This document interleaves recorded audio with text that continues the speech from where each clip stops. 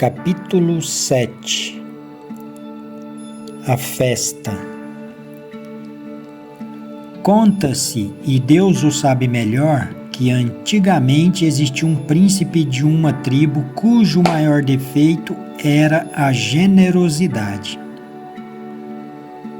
Depois de triunfar em suas guerras e derrotar o inimigo, voltava a seus oásis e repartia a maior parte de seu saque entre os poetas que vinham de terras longínquas com seus poemas de elogio. A tribo, cansada de sua prodigalidade, resolveu abandoná-lo e, em uma noite escura, desapareceu, deixando-lhe somente uma camela. Ao amanhecer, o príncipe deu conta do sucedido e não teve remédio senão carregar sua barraca sobre a camela e dirigir-se para a cidade. No caminho, obsequiou a barraca a um poeta que ia com ele com um poema, e a camela a outro que vinha com o mesmo fim, e assim teve que caminhar até a cidade. Ele, como beduíno, não sabia trabalhar em coisa alguma. Dirigiu-se ao pregoeiro da cidade e lhe contratou para que lhe vendesse como veterinário muito entendido em cavalos, mas com a condição de não vendê-lo por menos de 100 dinares. Ele lhe daria 30% da venda, isto é, da quantia que produzisse a venda. E voz e lábia do pregoeiro chegaram ao ouvido da rainha, que levou ao conhecimento do rei que jogava uma partida de xadrez.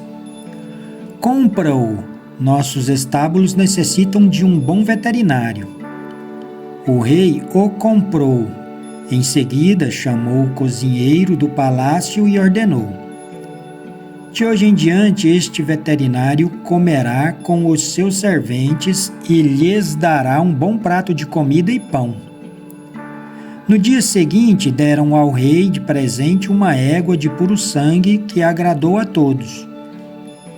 Enquanto os palacianos admiravam o animal, o rei lembrou-se do veterinário e mandou-lhe chamar. Quando estava presente, perguntou-lhe: que te parece esta égua? O beduíno olhou de longe e num instante respondeu: é boa, de puro sangue, mas desgraçadamente tem algo de burra, e até posso assegurar a vossa majestade que a mãe dessa égua foi uma burra. Como? Que dizes? Estás louco? Não, senhor.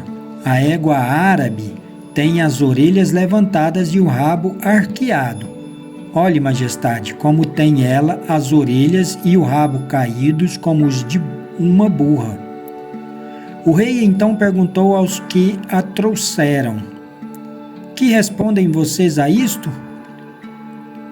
Senhor, disse um deles, este veterinário é o melhor do mundo.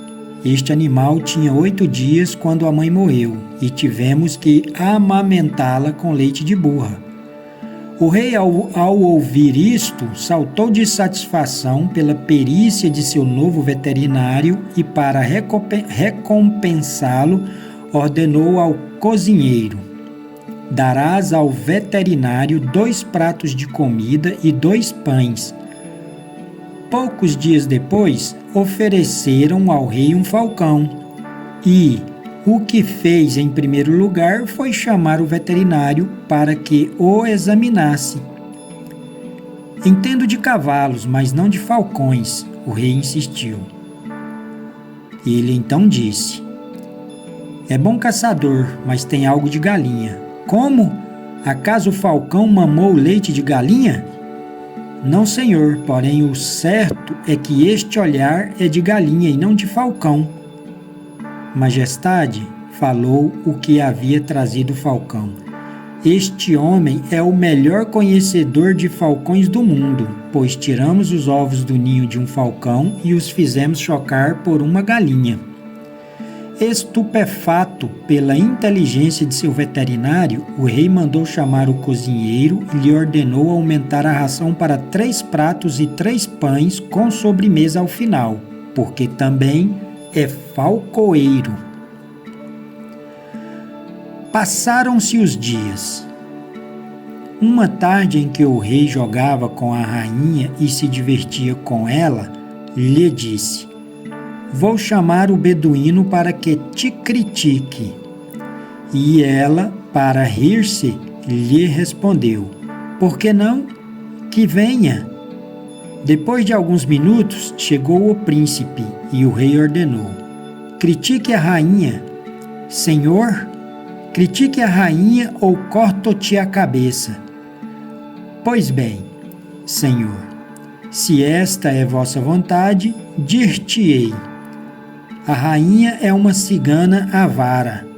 O rei, admirado por aquela declaração, mandou chamar sua mãe e perguntou-lhe: mamãe, minha mulher é filha de quem?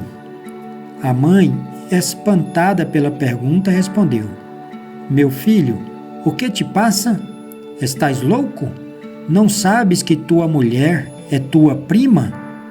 Não me mintas, o beduíno não se engana. Eu adoro minha mulher, mas quero saber se é cigana.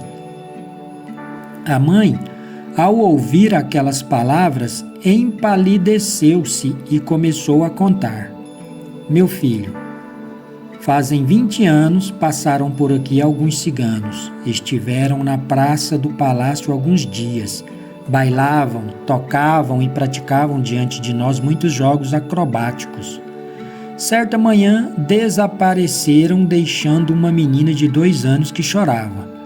Como meu irmão, teu tio, não tinha filhos, tomou a criança, adotou-a e educou-a, e saiu um exemplo de beleza e dignidade. Esta é tua mulher. Que queixas tem contra ela?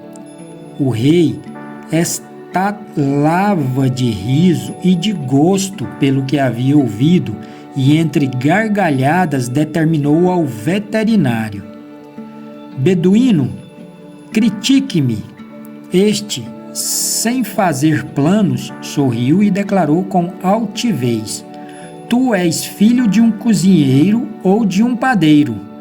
O rei, ao ouvir isto, deu um salto e foi diretamente à sua mãe e lhe perguntou: mamãe, filho de quem eu sou? A mãe começou a protestar no princípio sob pretexto de que o veterinário queria a desgraça da família real, mas ante a insistência do rei, confessou: meu filho, teu pai era doente e não podia ter filhos, e para não perder o trono, se com um cozinheiro do palácio. Ao ouvir isto, o rei perdeu a vontade de rir, olhou o beduíno e, ao mesmo tempo, lhe perguntou: como soubeste que a rainha era cigana? Senhor, quando 2 seres se casam, a mulher tem que infundir algo de seu caráter no homem. Se a rainha fosse de origem nobre, haver-lhe-ia comunicado algo de sua nobreza e generosidade.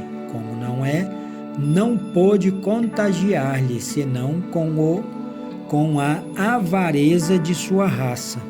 E como soubeste que sou filho de um cozinheiro?